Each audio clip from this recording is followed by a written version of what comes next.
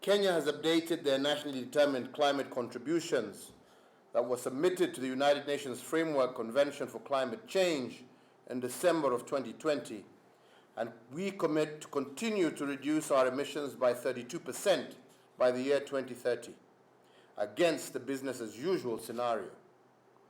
In addition, we are also in the process of developing a greenhouse gas emission strategy for 2050, and we will be submitting the report to the United Nations Framework for Convention and Climate Change before COP26 later this year. In our journey to the 2050 target, Kenya intends to complete its transition to renewable energy, and clean energy already accounts for about 90% of total electricity supply in Kenya, and we intend to increase this to 100% by the year 2030. As you may know, Kenya is a pioneer in geothermal energy on the African continent, and indeed holds the 5th position globally. Our geothermal potential is great, and the amount currently tapped is actually less than 10%. And this presents huge investment opportunities across the technology value chain, as well as huge opportunities for employment of young Africans across our country. We are also the first country in the world to pioneer new geothermal wellhead technology, which ensures the immediate power supply at low costs, even before the associated infrastructure is in place. Kenya is also home to one of the largest single wind farms on the African continent, in addition to significant yet underexploited potential for solar-based power generation. Ladies and gentlemen, to meet the energy needs of the rural communities, we have also deployed digital technologies using an innovative pay-as-you-go mobile money credit facility, better known locally as M-Kopa. And these communities have switched from kerosene to solar for lighting and to power appliances such as televisions and refrigerators. Kenya is already a leader within the sub-Saharan Africa in developing and distributing clean cook stoves. There is, however, still more work to be done to provide domestic solutions for clean cooking services for 80% of Kenyans who continue to depend on biomass for cooking. To address the clean energy cooking gap, we have committed to achieve a 100% clean cooking under the SDG 7 by the year 2028, 2 years ahead of the UN target date.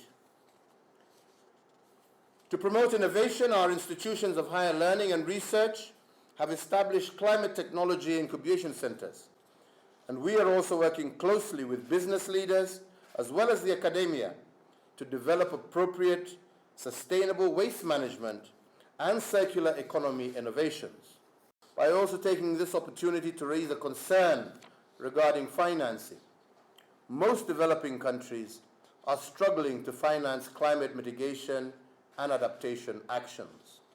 A recent UN adaptation gap report estimates that the current annual adaptation costs in developing countries to be about $70 billion, and this is expected to rise to about $140 to $300 billion by the year 2030 if no action is taken today. We therefore need to increase our ambition at 2 levels. First, all countries should take the bold measures to dramatically reduce greenhouse gas emissions over the next 10 years. And second, the better off countries, working in collaboration with our private sectors, should support developing countries secure the financial resources required to implement climate adaptation programs. Finally, ladies and gentlemen, we cannot win this fight against climate change unless we globally cooperate to fight it together.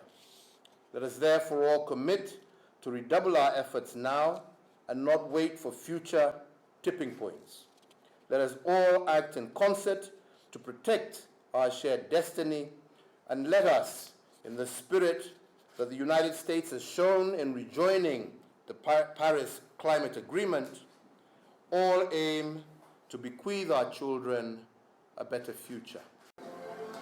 Decarbonize industry, aviation, shipping, trucking, build net zero communities, advance climate smart agriculture, remove carbon dioxide from the atmosphere,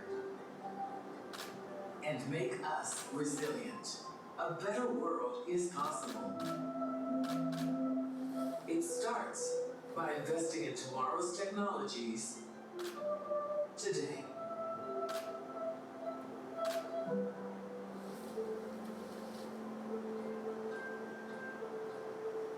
We can share information because we need to do more on geothermal in the U.S. too. So thank you for that.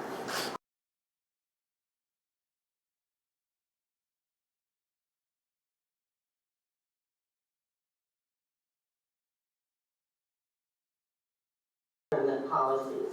I think of the phrase, look at what they do, not at what they say.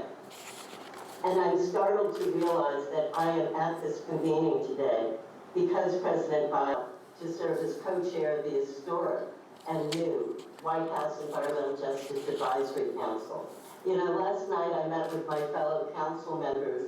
Peggy Shepherd is a nationally recognized leader who has devoted her life to advancing environmental equity. She is the founder